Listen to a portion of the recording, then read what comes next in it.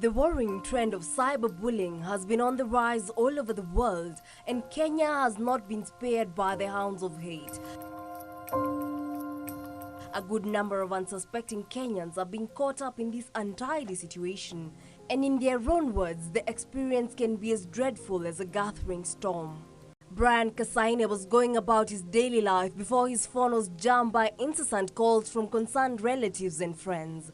A blog had published his photo alongside a story of the arrest of a suspect in a murder case. I went to WhatsApp and found the screenshots of the headline, Brian Kasaine is arrested with guns.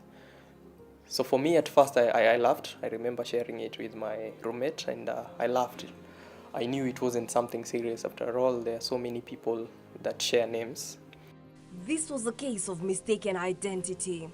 Brian, who makes a living as a writer and a motivational speaker, recalls how an innocent photo turned into a toxic case of cyberbullying. Now after they published using my image, it's like they had now directed the entire world towards this suspect. Brian's surname is spelled with a single S, contrary to that of his namesake, a suspect in a murder case whose name has a double S. When I was posting to try and tell these people that they have the wrong Brian, so I did not understand where those allegations were coming from. And that is when I started breaking down emotionally, psychologically, and all that. Eager to have the ensuing confusion evaporate, things took a turn for the worst, from a published photo to abusive posts on different social networking sites. I remember one particular one that really hit kabisa. It was this guy who took my image and said this young writer is masquerading as a writer, but he's a criminal. Brian is not the only victim. Then when I released that song, I put it up on YouTube in the evening, and then in the morning, 6 a.m., a journalist called me. You're trending on Twitter, #1. So I went on Twitter, and when I was scrolling through the TL, I couldn't believe what I was seeing. Like there was so much insult and negative comments around the song. And for a moment, I went in a trance. I thought I was dreaming or something. James Mutheramu, alias Jamie Gate, has been subjected to constant public ridicule. As a popular music artist, he says online bullies have had a go at him on numerous occasions. Again, I released another song called Yes When They're Sponsor, and again, I was really bullied.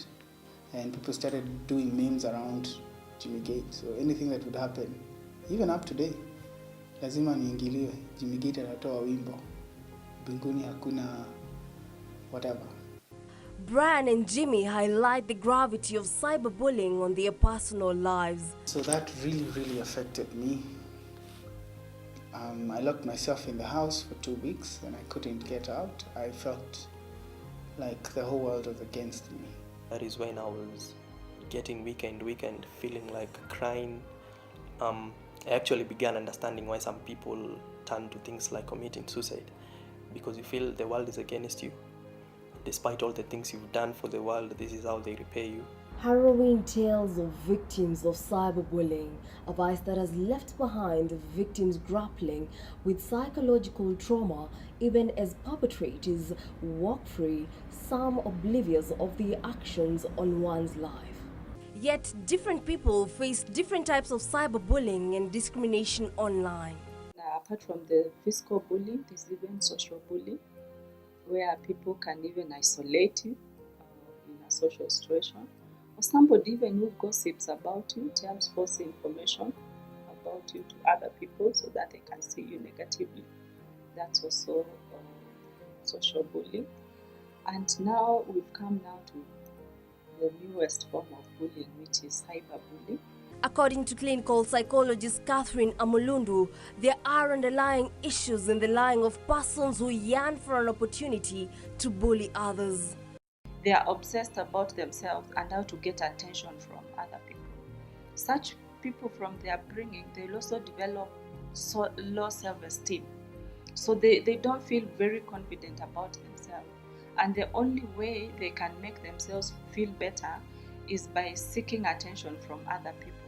Yet the government's hands appears tied given that a large percentage of the platforms prone to abuse are foreign-based. So yes, it's been hard as a national point of contact on cybersecurity issues. Once we establish that trust with the global community, then it becomes very easy to now start engaging and putting together partnerships that will help resolve such cross-border issues. As a deterrent measure, Communications Authority of Kenya Assistant Director of Cybersecurity and E-commerce Vincent Gundi urges individuals who encounter bullies online to report the matter to authorities for follow-up. To be able to successfully prosecute, it's very important that we report on time, on one hand, so that now the police can be assisted to collect the relevant evidence. Nobody is talking, they don't get caught, they continue to perpetrate their trade for the longest time, harming other people. So we need to speak out. Parents and guardians are also advised to be on the lookout as their children can be targets of cyberbullies. Many children look at technology as a fun thing to have, but they also need to be told that whereas there are very good things about technology, there are also certain things that you need to be cautious of.